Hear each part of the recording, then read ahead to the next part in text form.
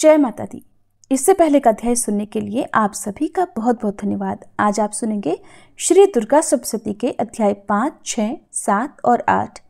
ये दिन विशेष रूप से देवी के समृद्धि और ऐश्वर्य के रूपों की पूजा के लिए समर्पित होता है। चौथे दिन श्री दुर्गा सप्तशती का पाठ पढ़ने से व्यक्ति के जीवन में सुख, समृद्धि और संपूर्ण विकास की प्राप्ति होती है। इस दिन दुर्गा सप्तशती के पाठ और माता भगवती की पूजा करने से न केवल आत्मिक उन्नति होती है बल्कि सभी प्रकार के भौतिक सुख भी प्राप्त होते हैं। तो प्रिय भक्तजनों, इसी कामना के साथ अब हम सब मिलकर स्मरण करते हैं आज के अध्यायों का। श्री दुर्गा सप्तशती पाठ 5वां अध्याय, देवताओं द्वारा देवी की स्तुति।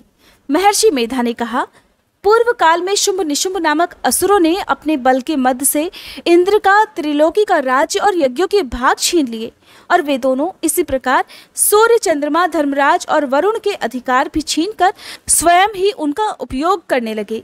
वायु और अग्नि का कार्य भी वही करने लगे और इसके पश्चात उन्होंने जिन देवताओं का राज्य छीना था उनको अपने अपने स्थान से निकाल दिया। इस तरह से अधिकार छीने हुए तथा दैत्यों द्वारा निकाले हुए देवता अपराजिता देवी का स्मरण करने लगे कि देवी ने हमको वर दिया था कि मैं तुम्हारी संपूर्ण विपत्तियों को नष्ट करके तुम्हारी रक्षा करूंगी। ऐसा विचार कर सभी देवता हिमालय पर गए और भगवती विष्णु माया की स्तुति करने लगे। देवताओं ने कहा, देवी को नमस्कार है, शिवा को नमस्कार है, प्रकृति और भद्रा को नमस्कार है। हम लोग रौद्रा, नित्या और गौरी को नमस्कार करते हैं। ज्योत्सनामयी चंद्र रूपिणी व सुख रूपा देवी को निरंतर नमस्कार है। शरणागतों का कल्याण करने वाली वृद्धि और सिद्धि रूपा देवी को हम बार बार नमस्कार करते हैं। और नैऋति राजाओं की लक्ष्मी तथा सर्वाणी को नमस्कार है। दुर्गा को, दुर्ग स्थलों को पार करने वाली दुर्गपारा को, सारा, सर्वकारिणी, ख्याति, कृष्णा और धूमा देवी को सदैव नमस्कार है। अत्यंत सौम्य तथा अत्यंत रौद्र रूपा को हम नमस्कार करते हैं। उन्हें हमारा बारंबार प्रणाम है। जगत की आधारभूत कृति देवी को बारंबार नमस्कार करते हैं। जिस देवी को प्राणी मात्र विष्णु माया कहते हैं उसको नमस्कार है, उसको नमस्कार है, उसको नमस्कार है। जो देवी संपूर्ण प्राणियों में चेतना कहलाती है उसको नमस्कार है, उसको नमस्कार है, उसको नमस्कार है। जो देवी संपूर्ण प्राणियों में बुद्धि रूप से स्थित है उसको नमस्कार है, उसको नमस्कार है, उसको नमस्कार है।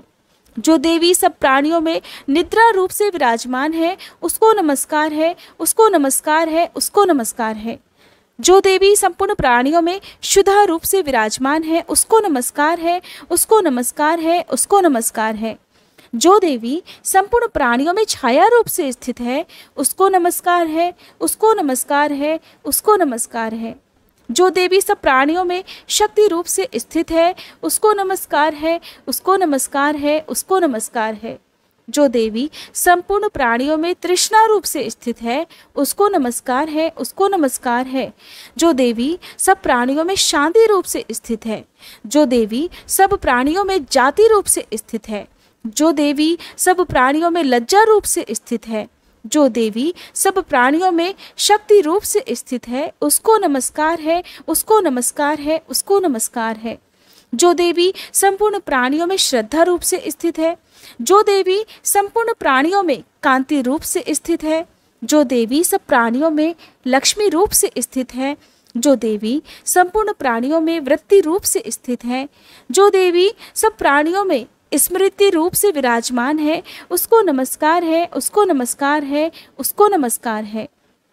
जो देवी सब प्राणियों में दया रूप से स्थित है, जो देवी सब प्राणियों में तुष्टि रूप से स्थित है, जो देवी संपूर्ण प्राणियों में मात्र रूप से स्थित है, जो देवी संपूर्ण प्राणियों में भ्रांति रूप से स्थित है, जो देवी संपूर्ण प्राणियों में नित्य व्याप्त रहती है, जो देवी चैतन्य रूप से इस संपूर्ण संसार को व्याप्त करके स्थित है उसको नमस्कार है, उसको नमस्कार है।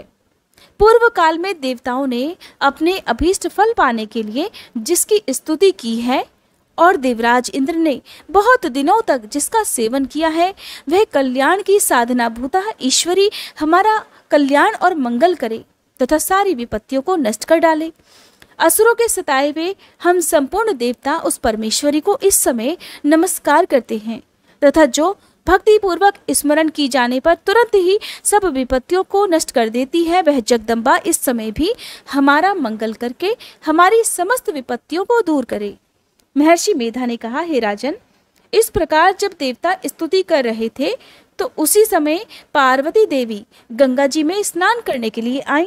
तब उनके शरीर से प्रकट होकर शिवा देवी बोली, शुंभ दैत्य के द्वारा स्वर्ग से निकाले हुए और निशुंभ से हारे हुए ये देवता मेरी ही स्तुति कर रहे हैं। पार्वती जी के शरीर से अंबिका निकली थी, इसलिए उसको संपूर्ण लोकों में कौशिकी कहते हैं। कौशिकी के प्रकट होने के पश्चात पार्वती देवी के शरीर का रंग काला हो गया और वह हिमालय पर रहने वाली कालिका देवी के नाम से प्रसिद्ध हुई। फिर शुंभ और निशुंभ के दूत चंड मुंड वहां आए और उन्होंने परम मनोहर रूप वाली अंबिका देवी को देखा। फिर वह शुंभ के पास जाकर बोले कि महाराज, एक अत्यंत सुंदर स्त्री हिमालय को प्रकाशित कर रही है। वैसा रंग रूप आज तक हमने किसी स्त्री में नहीं देखा। हे असुरेश्वर, आप ये पता लगाएं कि वह कौन है और उसको ग्रहण कर लें। वह स्त्री तो स्त्रियों में रतन है। वह अपनी कांति से 10 दिशाओं को प्रकाशित करती हुई वहां पर स्थित है, इसलिए आपको उसको देखना उचित है। हे प्रभु, तीनों लोकों के हाथी, घोड़े और मणि इत्यादि जितने ही रतन हैं, वह सब इस समय आपके घर में शोभायमान हैं। हाथियों में रत्न रूप ऐरावत हाथी और उच्चैश्रवा नामक घोड़ा तो आप इंद्र से ले आए हैं। हंसों द्वारा जुता हुआ विमान जो कि ब्रह्मा जी के पास था, अब भी आपके पास है। और ये महापद्म नामक खजाना आपने कुबेर से छीना है। समुद्र ने आपको सदा खिले हुए फूलों की किंजलकिनी नाम की माला दी है। वरुण का कंचन की वर्षा करने वाला छत्र आपके पास है। रथों में श्रेष्ठ प्रजापति का रथ भी आपके पास ही है। हे दैत्येंद्र, मृत्यु से उत्कांतिदा नामक शक्ति भी आपने छीन ली और वरुण का पाश भी आपके भ्राता निशुंभ के पास ही है। और समुद्र में पैदा होने वाले सभी प्रकार के रत्न भी आपके भ्राता निशुंभ के अधिकार में हैं। और जो अग्नि में न जल सके ऐसे 2 वस्त्र भी अग्निदेव ने आपको दिए हैं। हे दैत्यराज, इस प्रकार सारी रत्न रूपी वस्तुएं तो आप संग्रह कर चुके हैं, तो फिर आप ये कल्याणमयी स्त्रियों में रतन रूप अनुपम स्त्री क्यों नहीं ग्रहण करते? महर्षि मेधा बोले, चंड मुंड का ये वचन सुनकर कि सुग्रीव को अपना दूत बनाकर देवी के पास भेजा जाए। पहले तो उसको सब कुछ समझा दिया और कहा कि वहां जाकर तुम उसको अच्छे से समझाना और ऐसा प्रयास करना जिससे वह प्रसन्न होकर तुरंत मेरे पास चली आए। भली प्रकार समझा कर कहना। दूत सुग्रीव पर्वत के उस रमणीय भाग में जा पहुंचा जहां वह देवी रहती थी। दूत ने कहा, हे देवी, दैत्यों का राजा शुंभ जो इस समय तीनों लोकों का स्वामी है, मैं उसका दूत हूँ और यहाँ तुम्हारे पास आया हूँ। संपूर्ण देवता उसकी आज्ञा एक स्वर से मानते हैं। अब जो कुछ भी उसने कहला भेजा है वह सुनो। उसने कहा है, इस समय संपूर्ण त्रिलोकी मेरे वश में है और संपूर्ण यज्ञों के भाग को पृथक पृथक मैं ही लेता हूँ और तीनों लोकों में जितने श्रेष्ठ रतन हैं वह सब मेरे पास हैं। देवराज इंद्र का वाहन ऐरावत मेरे पास है जो मैंने उससे छीन लिया है। उच्चैश्रवा नामक घोड़ा जो क्षीर सागर मंथन करने से प्रकट हुआ था, उसे देवताओं ने मुझे समर्पित किया है। हे सुंदरी, इसके अलावा और भी जो रतन भूषण पदार्थ देवताओं के पास थे वे सब इस समय मेरे पास हैं। देवी, मैं तुम्हें संसार की स्त्रियों में रत्न मानता हूँ, क्योंकि रत्नों का उपभोग करने वाला भी मैं ही हूँ। हे चंचल कटाक्षों वाली सुंदरी, अब ये मैं तुझ पर छोड़ता हूँ कि तू मेरे या मेरे भाई महापराक्रमी निशुंभ की सेवा में आ जाए। अगर तू मुझे वरेगी तो तुझे अतुल महान ऐश्वर्य की प्राप्ति होगी, इसलिए तुम अपनी बुद्धि से ये विचार कर मेरे पास चली आओ। महर्षि मेधा ने कहा, दूत के ऐसा कहने पर संपूर्ण जगत का कल्याण करने वाली भगवती दुर्गा मन ही मन मुस्कुराई और इस प्रकार कहने लगी, हे दूत, तू जो कुछ भी कह रहा है वह सत्य है और इसमें किंचित मात्र भी झूठ नहीं। शुंभ इस समय तीनों लोकों का स्वामी है और निशुंभ भी उसी की तरह पराक्रमी है, किंतु इसके संबंध में मैं जो प्रतिज्ञा कर चुकी हूँ उसे मैं कैसे झुठला सकती हूँ? इसलिए तू मैंने जो प्रतिज्ञा की है उसे सुन। मैंने प्रतिज्ञा की है कि जो मुझे युद्ध में जीत लेगा और मेरे अभिमान को खंडित कर देगा और बल में मेरे समान होगा वही मेरा स्वामी होगा। इसलिए शुंभ अथवा महापराक्रमी निशुंभ यहाँ आए और युद्ध में जीतकर मुझसे विवाह कर ले। इसमें भला देर की क्या आवश्यकता है? दूत ने कहा, देवी, तुम अभिमान में भरी हुई हो, मेरे सामने ऐसी बातें मत करो। इस संपूर्ण त्रिलोकी में मुझे तो कोई ऐसा दिखाई नहीं देता जो कि शुंभ और निशुंभ के सामने ठहर सके। हे देवी, जब अन्य देवताओं में से कोई शुंभ और निशुंभ के सामने युद्ध में ठहर नहीं सकता, तो फिर तुम जैसी स्त्री उसके सामने ये रणभूमि में ठहर सकेगी? जिन निशुंभ आदि असुरों के सामने इंद्रादि देवता भी नहीं ठहर सके, तो फिर तुम अकेली स्त्री उसके सामने कैसे ठहर सकोगी? इसलिए तुम मेरा कहना मानकर उनके पास चली जाओ, नहीं तो जब वह तुम्हें केश पकड़कर घसीटते हुए ले जाएंगे तो तुम्हारा गौरव नष्ट हो जाएगा। इसलिए मेरी बात मान लो। दूत, तुमने जो कुछ कहा वो ठीक है। शुंभ और निशुंभ बड़े बलवान हैं, लेकिन मैं भी क्या कर सकती हूँ, क्योंकि मैं तो बिना विचारे प्रतिज्ञा कर चुकी हूँ। इसलिए तुम जाओ और मैंने जो कुछ कह दिया है वह सब आदर पूर्वक असुरेंद्र से कह दो। इसके बाद वह जैसा उचित समझे वैसा करे। श्री दुर्गा सप्तशती पाठ, छठा अध्याय, धूम्रलोचन वध। महर्षि मेधा ने कहा, देवी की बात सुनकर दूत क्रोध में भरा हुआ वहां से असुरेंद्र के पास जा पहुंचा और सारा वृतांत उसे कह सुनाया। दूत की बात सुनकर असुरेंद्र के क्रोध का पारावार नहीं रहा और उसने अपने सेनापति धूम्रलोचन से कहा कि धूम्रलोचन, तुम अपनी सेना सहित शीघ्र वहां जाओ और उस दुष्टा के केशों को पकड़कर उसे घसीटते हुए यहाँ लेकर आओ। अगर उसकी रक्षा के लिए कोई दूसरा खड़ा हो, चाहे वह देवता, यक्ष अथवा गंधर्व ही क्यों ना हो, उसे तुम अवश्य ही मार डालना। महर्षि मेधा ने कहा, शुंभ के इस प्रकार आज्ञा देने पर धूम्रलोचन 60,000 राक्षसों की सेना साथ लेकर वहां पहुंचा और देवी को ललकार कर कहने लगा, अरे तू अभी शुंभ और निशुंभ के पास चल। अगर तू प्रसन्नता पूर्वक मेरे साथ नहीं चलेगी तो मैं तेरे केशों को पकड़कर घसीटता हुआ तुझे ले चलूंगा। देवी बोली, असुरेंद्र का भेजा हुआ तेरे जैसा बलवान अगर बलपूर्वक मुझे ले जाएगा तो ऐसी दशा में मैं तुम्हारा कर भी क्या सकती हूँ। महर्षि मेधा ने कहा, ऐसा कहने पर धूम्रलोचन उसकी ओर लपका, किंतु देवी ने उसे अपने हुंकार मात्र से ही भस्म कर डाला। ये देखकर असुर सेना क्रुद्ध होकर देवी की ओर बढ़ी, परंतु अंबिका ने उन पर तीखे बाणों, शक्तियों तथा फरसों की वर्षा आरंभ कर दी। इतने में देवी का वाहन भी अपनी ग्रीवा के बालों को झटकता हुआ और बड़ा भारी शब्द करता हुआ असुर सेना में कूद पड़ा। उसने कई असुर अपने पंजों से, कई अपने जबड़ों से और कई को धरती पर पटककर अपनी दाढ़ों से घायल करके मार डाला। उसने कई असुरों के अपने नखों से पेट फाड़ डाले और कई असुरों का तो केवल थप्पड़ मारकर सिर ही धड़ से अलग कर दिया। कई असुरों की भुजाएं और सिर तोड़ डाले और गर्दन के बालों को हिलाते हुए उसने कई असुरों को पकड़कर उनके पेट फाड़कर उनका रक्त पी डाला। इस प्रकार देवी के उस महाबलवान सिंह ने क्षण भर में ही असुर सेना को समाप्त कर दिया। शुंभ ने जब ये सुना कि देवी ने धूम्रलोचन असुर को मार डाला है और उसके सिंह ने सारी सेना का संहार कर डाला है, तब उसे बड़ा क्रोध आया। उसके मारे क्रोध के ओंठ फड़कने लगे। उसने चंड तथा मुंड नामक महाअसुरों को आज्ञा दी, हे चंड और मुंड, तुम अपने साथ एक बड़ी सेना लेकर वहां जाओ और उस देवी के बाल पकड़कर उसे बांधकर तुरंत यहाँ ले आओ। अगर उसको यहाँ लाने में किसी भी प्रकार का संदेह हो तो अपनी सेना सहित उससे लड़ते हुए उसको मार डालो और जब वह दुष्टा और उसका सिंह दोनों मारे जाएं तब भी उसको बांधकर यहाँ लेकर आना। श्री दुर्गा सप्तशती पाठ, 7वां अध्याय, चंड और मुंड का वध। महर्षि मेधा ने कहा, दैत्यराज की आज्ञा पाकर चंड और मुंड चतुरंगिनी सेना को साथ लेकर हथियार उठाए हुए देवी से लड़ने के लिए चल दिए। हिमालय पर्वत पर पहुंचकर उन्होंने देवी को मुस्कुराते हुए देखा जो सिंह पर बैठी हुई थी। जब असुर उनको पकड़ने के लिए तलवारें लेकर उनकी ओर बढ़े तब अंबिका को उन पर बड़ा क्रोध आया और मारे क्रोध के उनका मुख काला पड़ गया, उनकी भ्रकुटियां चढ़ गईं और उनके ललाट में से अत्यंत भयंकर तथा अत्यंत विस्तृत मुख वाली लाल आंखों वाली काली प्रकट हुई, जो कि अपने हाथों में तलवार और पाश लिए हुए थी। वह विचित्र खड्ग धारण किए हुए थी तथा चीते की चर्म और साड़ी तथा नरमुंडों की माला पहने हुए थी।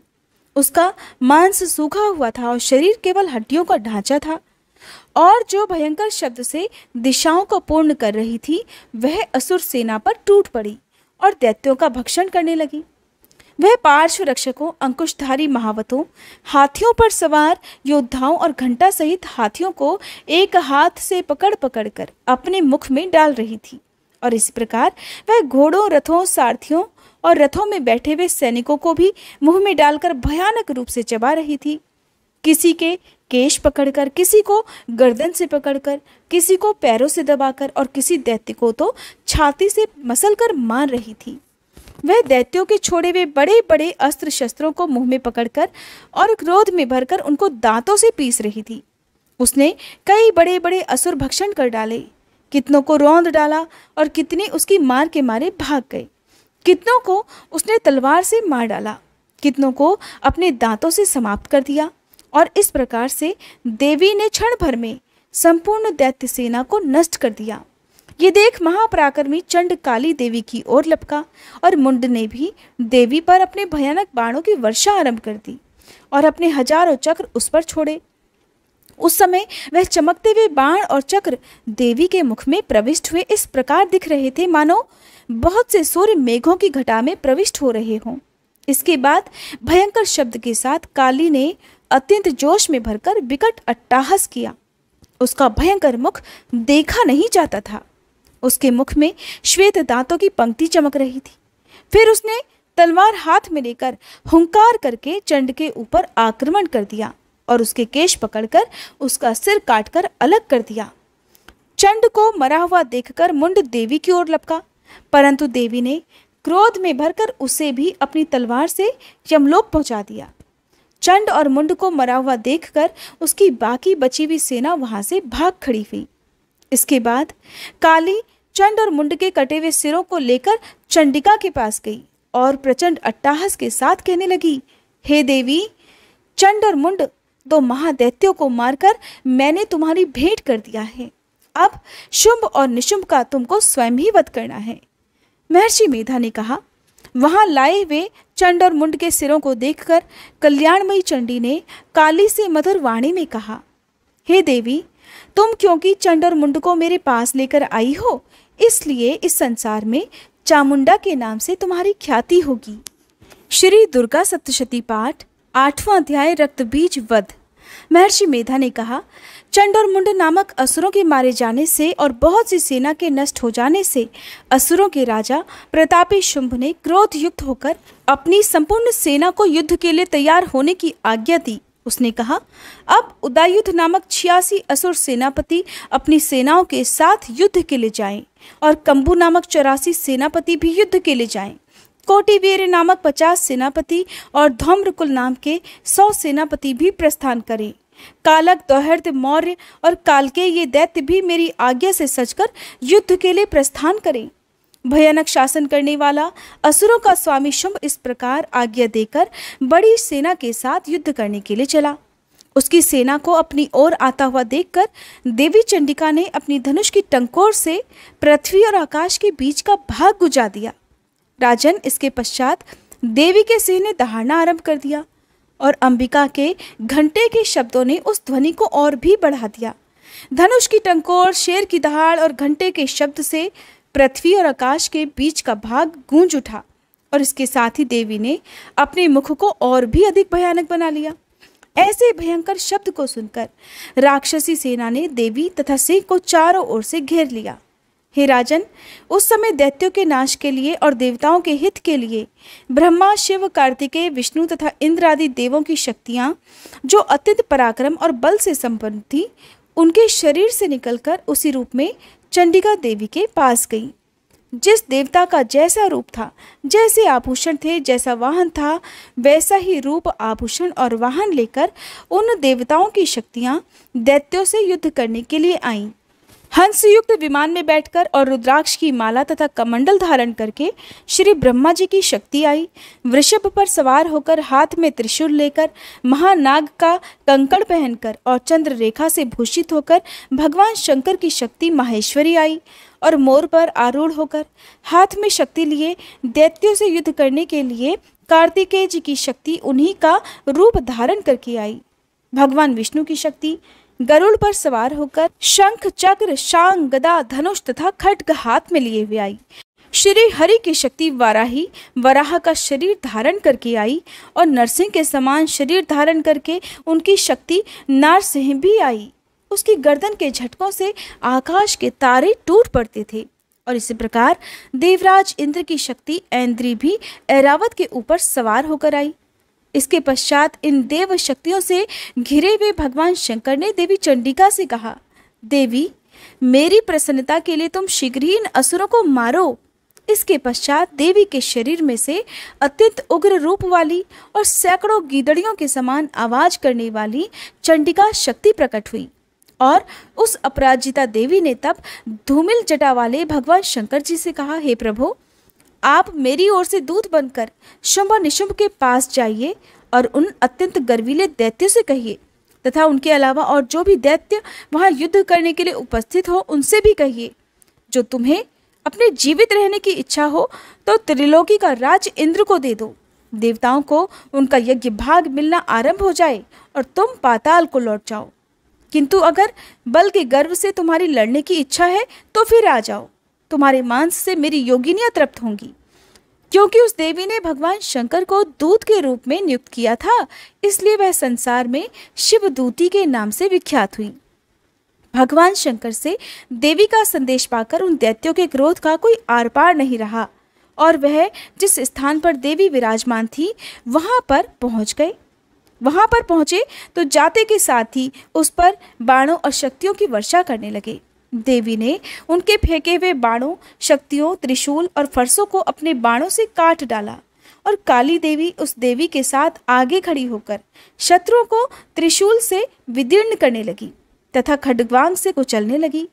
ब्रह्माणी जिस तरफ दौड़ती थी उसी तरफ अपने कमंडलू का जल छिड़ककर दैत्यों के वीर्य और बल को नष्ट कर देती थी और इसी प्रकार माहेश्वरी त्रिशूल से, वैष्णवी चक्र से और अत्यंत कोप वाली कौमारी शक्ति द्वारा असुरों को मार रही थी और ऐन्द्री के बाजू के प्रहार से सैकड़ों दैत्य रक्त की नदियां बहाते हुए पृथ्वी पर सो गए।